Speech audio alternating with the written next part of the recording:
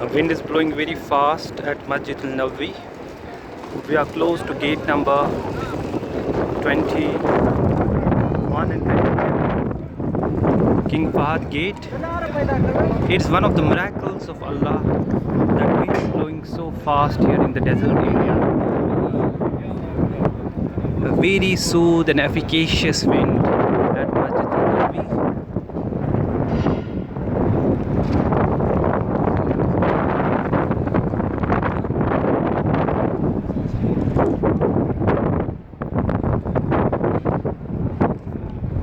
May Allah give chance to every Muslim to come here at Masjid al-Nabawi once in a lifetime, and you can see the